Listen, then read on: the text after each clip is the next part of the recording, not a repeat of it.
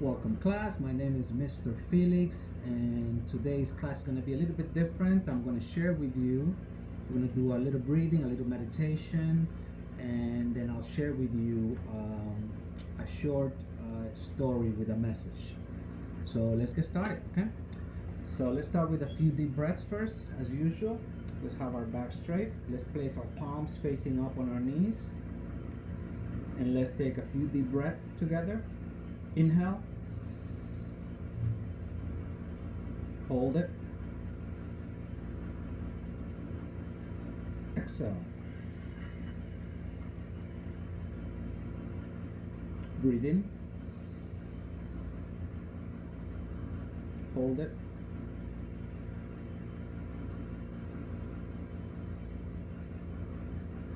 Breathe out. Breathe in. Hold it.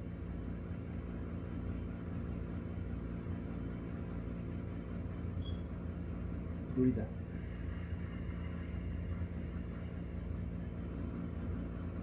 Now we're gonna hold it inside the air and also we're gonna hold it outside. So let's breathe in. Hold it.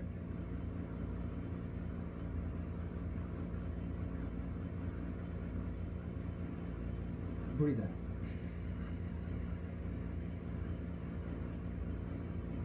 Breathe in. Hold it.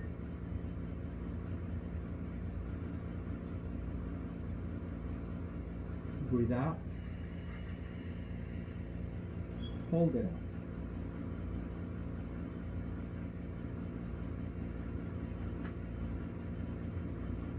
Breathe in. Hold it.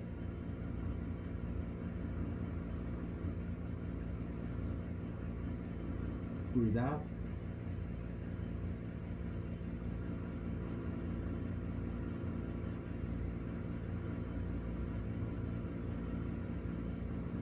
Breathe in. Hold.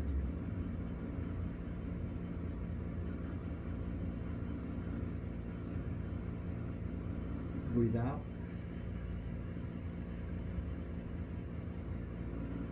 Hold.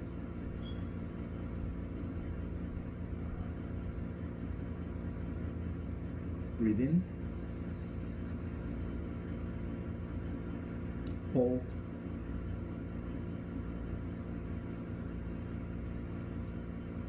Breathe out. Hold.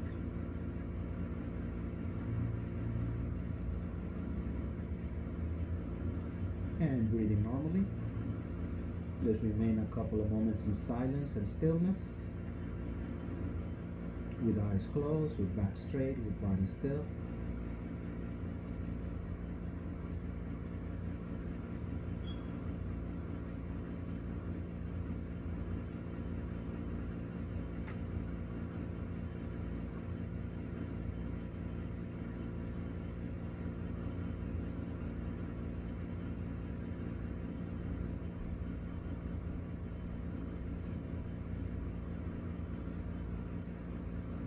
Very well. So, as we have discussed before, we practice our stillness, our awareness. We sit with eyes closed, 100% still, to practice self control, to learn how to be with ourselves and be comfortable with it, to learn how to stop the body and the mind. We do not want to force the mind to stop, but we just want to be at least the body, make up our mind that when we sit, we can remain still. 5 minutes, 10 minutes, whatever amount you decide to start with is okay. But the most important thing is to be consistent with the practice. Twice a day in the morning, you practice 5 to 10 minutes, you sit, and you make up your mind. I will not open my eyes, I will not move, I will control my body, and at the same time, I will not be tense, I will be loose. And through this practice, we learn to manage our body and our mind. Otherwise, it's going to be very difficult for us to learn to do this because, again, we haven't had practice at it. So, today, besides the meditation, the breathing, I want us also to practice and to learn the art of practicing how to listen. There are different ways of meditation where you can just sit. You can also do this besides your regular meditation practice, or just do it as part of it, where you sit and you try to listen to everything, try not to miss anything, anyone walking outside, any car, any sounds of animals or machines or anything. Try to listen to everything and everyone around you and also within you, and try not to miss any details. So that way we fine tune and we exercise and we strengthen that muscle of listening, and and our attention span can increase. Otherwise, we find out our teacher is talking or someone is talking to us, giving us an instruction that could be important, and because again we are not trained and we haven't practiced the art of listening carefully, then we may miss a lot of details or we may get easily distracted. So again, today, besides the meditation that we just did, the short one, and with the one we're going to do at the end as well, I want you to practice this art of listening. I'm going to tell you a story. It's a story from yoga that I've learned in my practice that has a very important message. And when we listen, we want to have our back straight. We want to have our eyes open, tracking the speaker. And we want to be in a relaxed state of mind. If at any moment we see, okay, we get distracted, we're drifting off thinking about something else, we simply calmly bring the mind back, the ears back to what is being said. And we do this again and again until slowly, gradually, we learn to manage our attention and place our attention where we want our attention to be. So, today's story is the story of the first shoe. It's not probably not the best example. It's kind of a dirty shoe. The first sneaker, right? So the story goes that there used to be a king long, long ago in India. In India, the kings long ago, they used to be called Maharaj. There used to be a great Maharaj, a great king, a great emperor. He had lots of land, lots of property. He was the ruler of his people for many years. But that was way, way before shoes were even invented. So people used to walk barefooted all over. In his palace, the king had nice rugs and fabrics on the floor, and the floors were smooth, and it was comfortable for him to walk barefooted in his kingdom and in his palace. However, every once in a while the king will have to head out, either on some business, or in those days the kings used to like to go hunting a lot. So the king came across this problem. He said, every time I go out of the palace, there's a lot of rocks and the floor is not smooth, and sometimes my feet may feel uncomfortable, or I may feel like my feet are getting hurt or even cut, or people used to walk barefooted. Imagine if you was to walk barefooted in the park, in beaches, in different places. There's sticks, there's stones, there's dirt, there's all kinds of obstacles. You may stump your toe on something. So it was a problem for the king, but he was a very wealthy and also a very generous king. Remember to keep your attention on what the story is, on what is being said. So I'm reminding you, that way you keep remembering. You do not only listen to the words, but you listen to the pause in between the words, and you also observe the speaker. A lot of our communication happens not just through words, but also through what we call our body language. So someone may be saying something with their mouth, but their body is saying something else. So learn to listen to all of this and observe all of this. It's almost like listening with your eyes as well. So again, this king found out. He decided, you know what? I am going to fix this problem. I know that it is not just a problem for me. I know it is a problem for all the people of my kingdom, and I want to fix it. And I want to see if I find a way to make my whole kingdom almost like the floor is in my palace, that is smooth, that is comfortable. And so he had an idea. He said, you know what? When I come into my main court, there's a very nice rug, and everything is nice and comfortable. I want to build a huge rug all over the nation, all over the kingdom, so that no matter where I step or where anyone in my kingdom steps, they can always be comfortable and they can always feel good. It was a very noble intention from the king. So he gathered all his advisors, all his ministers, his main politicians, his leaders of different villages, and he gathered them in his court. And this great Maharaj, this great king said, this is the problem that I have noticed in the kingdom. The floor, wherever we walk, is not always comfortable. Here in the palace is great, but out there it is a mess, and it is uncomfortable for me, and I am sure it is uncomfortable for many of the citizens. So what I propose is to build a great rug, a great carpet all over the kingdom. The, I will provide the materials, I will provide the money. I just want us to discuss and come to agreement as to what is the best way to go about this. So then they started to discussing among themselves. Some people were not agreeing on the color of the carpet. Some were saying, well, it should be a white carpet. Others said, no, but when it rains, the white is no good. It probably should be a dark color. Others say, well, what kind of dark color? Could it be a dark green or a dark purple or a red? And they started arguing and among themselves and bickering among themselves.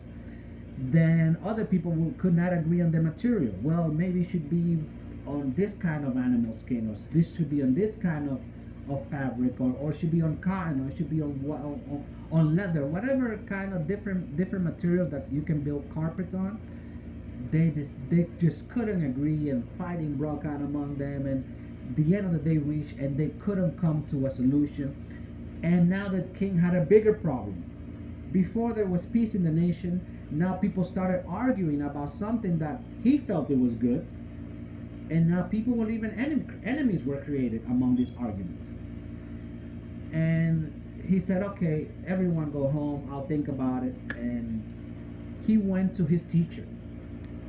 Besides the different leaders in the villages and the different ministers, every king in those days had what you call a guru or a teacher, someone that was wise, that was considered what we call enlightened, or someone that it is very wise and knowing, and someone that was trusted by a king.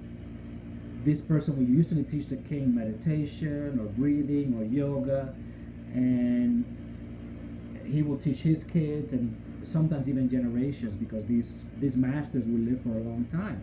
So he went to his master and he talked to the master. The master was, when he reached the master was in meditation, doing his meditation practice. The king approached, said, Master, I have come with a problem. Could you please help me? The master opened his eyes and he said, sure, my son, what can I do with you? What can I do for you? So the king explained the problem. He says, I've noticed in my palace, the floor is smooth, there are carpets, it is comfortable to walk in.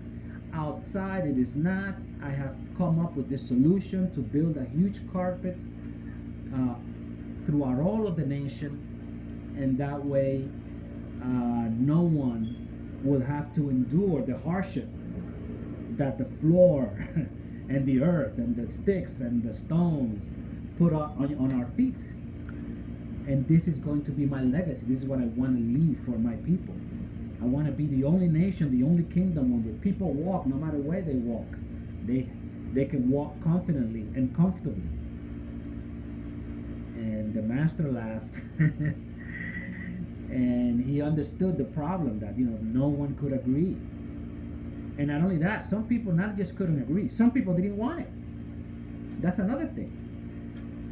He thought that he was doing something good, but some people said, no, I like the earth how it is. I like walking on the grass. I like walking on the beach. I don't want a carpet on the kingdom. So that was another thing. Some people agree that there should be one. Some people disagree. Those that agree that there should be one, they couldn't agree on which kind or which color. And this whole debate and all of this division was being caused in the kingdom. And so the king said, how about this? You originally came up with this because when you walked outside, you felt uncomfortable. How about you take a piece of carpet from the one that you have in your palace, and you place it underneath your feet, and you tie a rope around it, and that way, no matter where you walk, you will always be comfortable.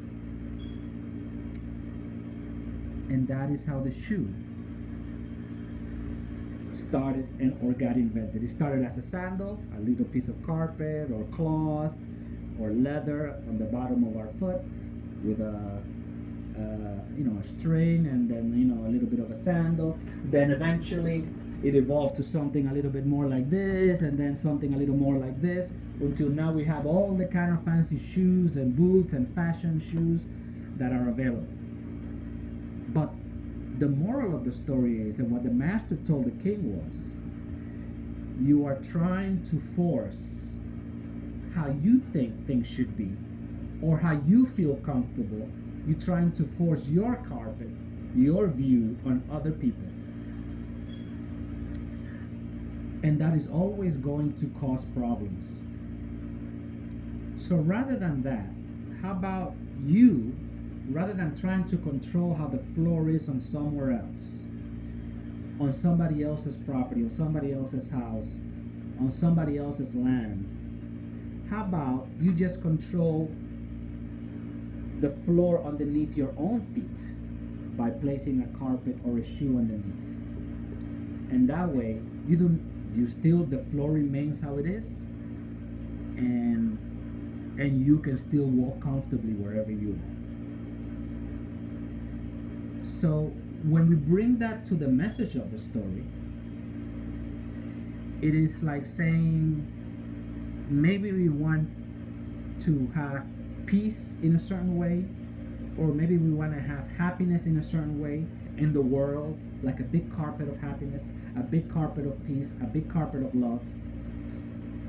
But how that peace, how that love, how that happiness looks like, or if people even want it the way that you think you should be, is not going to be the same. So the only thing we can control and to avoid problems is our own health, our own mind, our own breath, our own bodies. So this is why in yoga and in meditation we place so much focus on us, on being physically fit, because when we are physically fit, when we are flexible, when we stretch, when we exercise, naturally we feel better. So it is like a carpet of health that we wear. So there may be sickness in the world. We may not be able to control that fully, but at least no matter where I walk in health because I have taken care of my body. There may be all kinds of obstacles, stocks and rocks and sticks outside when we walk barefooted, but if we wear shoes, we're fine. So there may be all kinds of stress, of tension, of anxiety out in the world, but if we train our mind, train our attention, train our listening, so that we can be at peace within, then wherever we walk, we bring that peace with us. We bring that carpet of peace, of harmony, of serenity within our minds, within our hearts, and within our bodies. And that is the message of the story of the first shoe. So remember, next time you argue with someone, think, am I trying to force my carpet, my view on him or her or them? Can I control them? Should I have to control them? or can I at least control what is in my hands, which is my body, my heart, my mind, my breath? So with that, I leave with that message. I leave you. Remember to practice every day.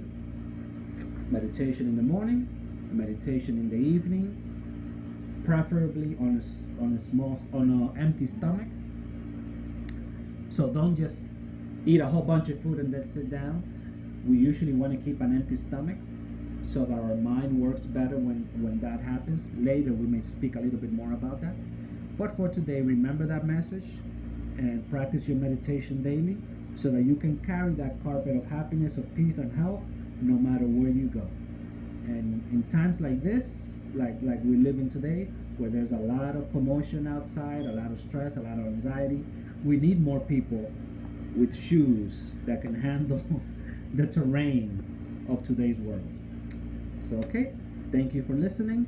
My name is Mr. Felix, and those of you in MS80, I know this video will probably reach more people, but those of you in MS80 who are taking my class, if you listen to this story and you email me the message or you email me the story and what you understood from it, I'll definitely make sure to send you a prize. I'll order it and send it to your house once you email me your address, and I'll make it happen. I know a lot of you already have started receiving prizes from me, a lot of you students. So hopefully, I hope that you listen to this. I hope that it helps you, and I'll see you next class. Bye bye.